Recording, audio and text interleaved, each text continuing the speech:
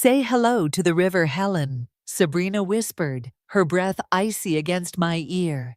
Before I could even turn, her hands pressed firmly against my back. I stumbled, my hips screaming in protest, and the next thing I knew, the world tilted. Cold water surged up to meet me, swallowing my body whole. My son, Michael, stood on the deck just feet away. His face was blank, no shock, no horror, just the faint curve of a smile that told me everything. This was no accident.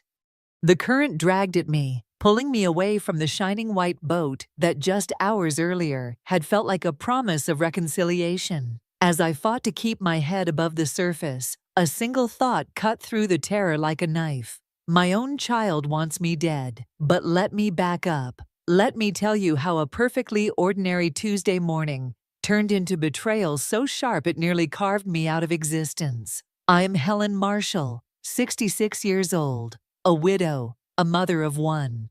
My husband Thomas died 2 years ago, leaving behind a sprawling logistics company that he and I had built from nothing. When he passed, the empire became mine, not his siblings, not the board of directors, me, the sole owner of a fortune worth nearly $2.7 billion.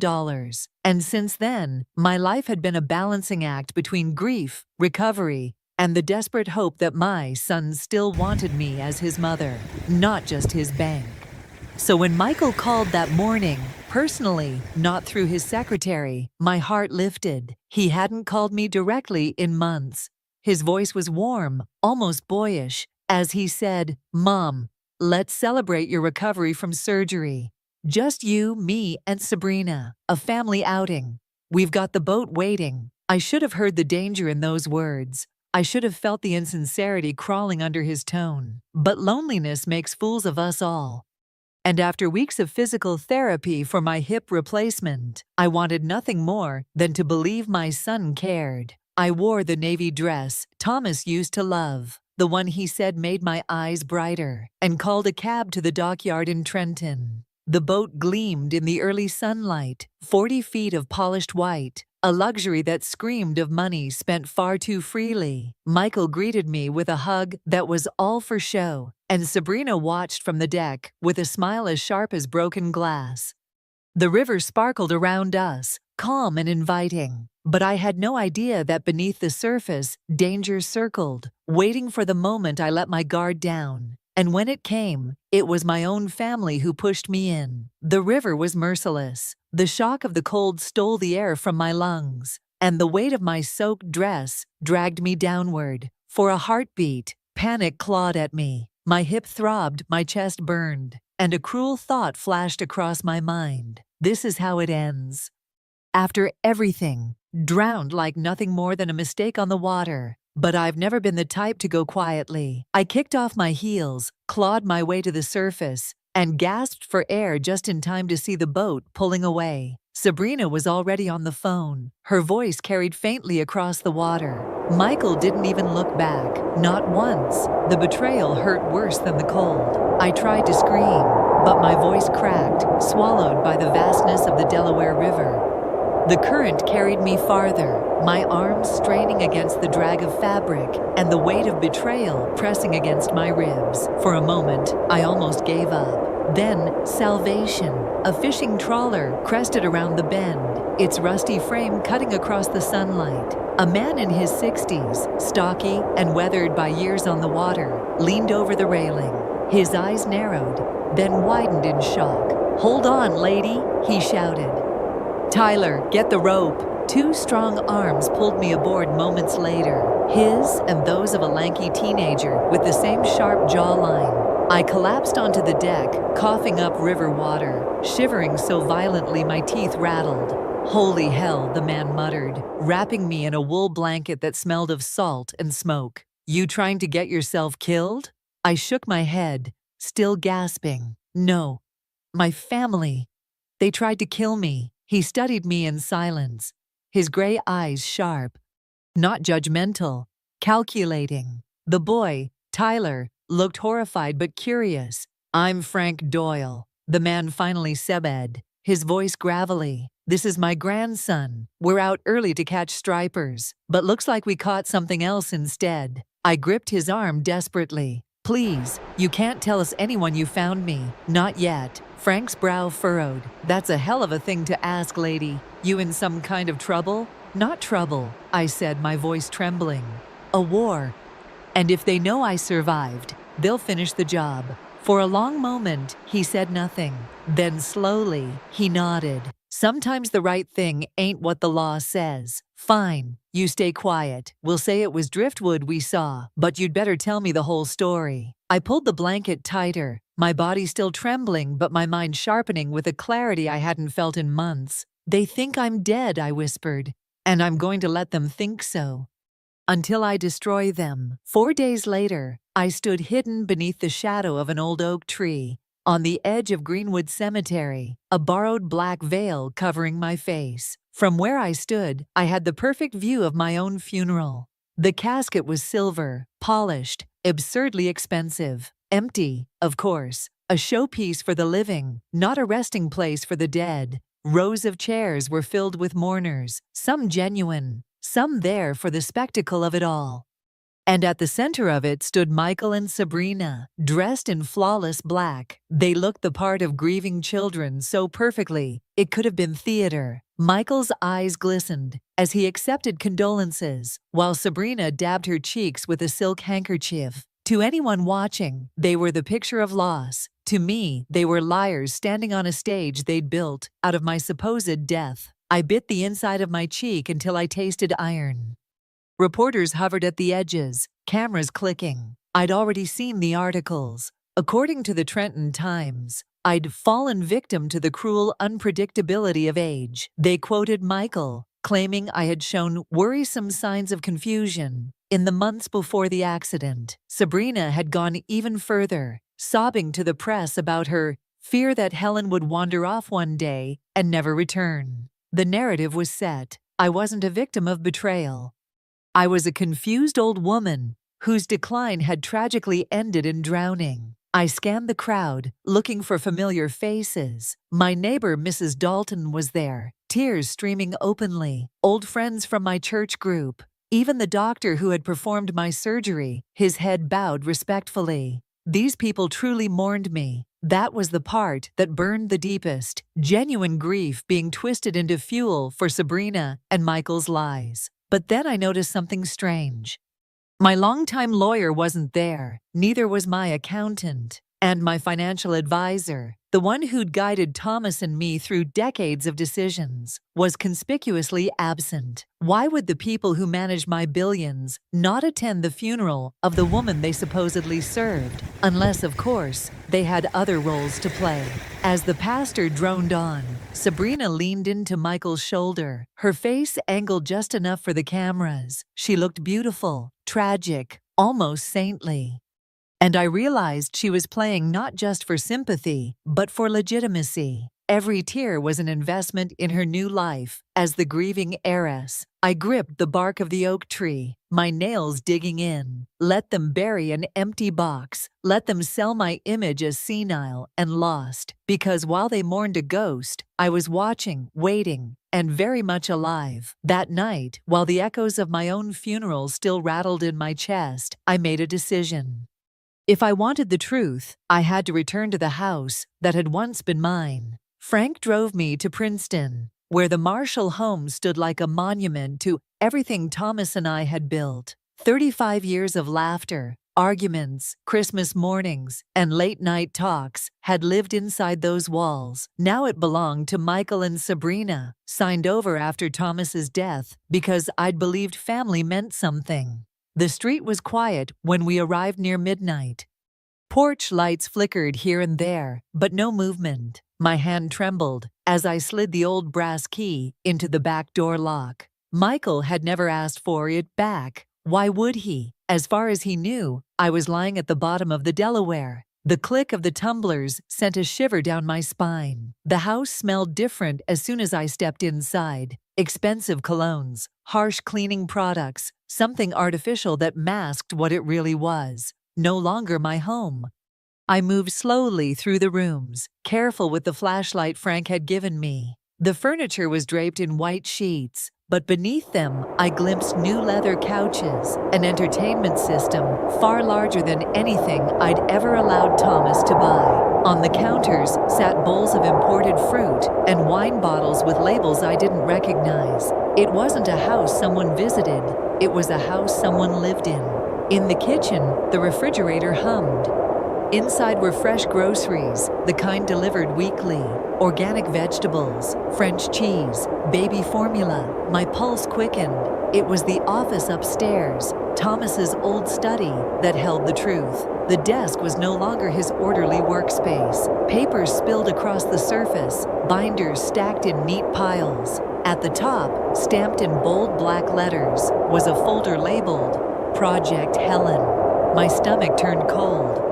Inside were medical reports, pages and pages describing cognitive decline, supposed lapses in memory, hallucinations I'd never had. Each document bore my name, some with forged signatures, others authenticated by doctors I didn't know. There were notes about staged incidents, forgetting an appointment, mixing up medications, wandering at a dinner party. I remembered those moments, Sabrina whispering the wrong date, Michael switching pill bottles. Every mistake had been engineered. They weren't just trying to steal my fortune, they were rewriting me. I snapped photos with a disposable camera Frank had given me, my hands shaking. That's when it happened. A sound, soft, fragile, unmistakable. A baby crying. I froze, every nerve in my body alight. The sound drifted from the second floor, thin but real, winding through the hallways like a ghost. Michael and Sabrina had no children. They'd always insisted they were too busy, too ambitious. So whose baby was in my house? And why were they hiding it? I stood frozen in the hallway, my heart hammering. The cry rose again, plaintive, insistent, echoing through the empty rooms. For a moment, I wondered if grief and exhaustion had conjured it. But no, the sound was real. I crept up the staircase, each step groaning like a warning. The baby's cries led me to the guest bedroom, the one Sabrina had always hated because it smelled old. The door was ajar. I nudged it open, and my breath caught. Inside was a nursery. The wallpaper had been stripped and replaced with pastel clouds. A white crib stood against the far wall, draped with a canopy. Shelves lined with stuffed animals and brand new toys gleamed in the dim light. And there, swaddled in an expensive blanket, lay the source of the cries, a baby no older than a few weeks, his face red with need. My knees nearly buckled. Michael and Sabrina had never told me they were expecting. I'd seen Sabrina only days before on the yacht, slim, radiant, not a woman recovering from childbirth. So whose child was this? I took a cautious step closer, then stopped when headlights swept across the window. A car door slammed outside. Bang! My blood turned to ice. Michael and Sabrina were home. I darted back down the stairs, clutching the disposable camera to my chest. By the time their voices floated through the front door, I had slipped out the back into the garden. I didn't stop running until I reached the corner where Frank's pickup waited. I tumbled inside, breathless, my pulse wild. "There's a baby," I gasped. "In the house, a newborn." Frank's brows shot up. "What?"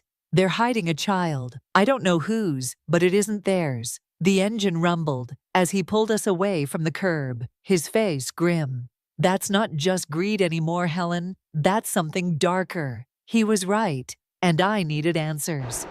The next morning, Frank introduced me to someone he trusted, a private investigator named Laura Kane. A sharp-eyed woman in her 40s with a detective's patience, she listened as I told her everything. When I mentioned the baby, her expression hardened. "I know a place that matches this pattern," she said. "A private clinic across the state line. Discreet. Expensive. They specialize in surrogacy arrangements." Within days, Laura confirmed what I feared. The baby in my old house had been born only 3 weeks earlier. The surrogate mother, a 17-year-old runaway named Anna Rivera from Pennsylvania, had died suddenly during delivery. No family, no inquiries. "Healthy girl, no complications," Laura said, sliding the file toward me. "But the records say cardiac arrest. Too convenient." I stared at the photo of Anna, a child herself, smiling shyly at the camera. Michael and Sabrina hadn't just stolen my fortune, they had stolen a life. The file Laura handed me felt heavier than stone. Ana Rivera's smiling face stared back at me, frozen in time, a teenager whose life had been bartered away. My hands shook as I traced the edges of the photograph. "Someone arranged this," I whispered. "Michael and Sabrina don't have the brains for something this elaborate." Laura nodded. "Exactly. Surrogacy clinics don't just let minors walk in. There's a handler, a fixer, someone with power who makes it all legal on paper." The next week, she dug deeper, combing through property records, legal filings, and names tied to the so-called clinic. One name appeared again and again, like a shadow lurking at the edge of every document. Claudia Mercer, an estate attorney in Newark, polished, respected, and terrifyingly efficient. Mercer specialized in family transitions. On the surface, she helped wealthy families navigate inheritance planning. Beneath that mask, Laura discovered a darker pattern.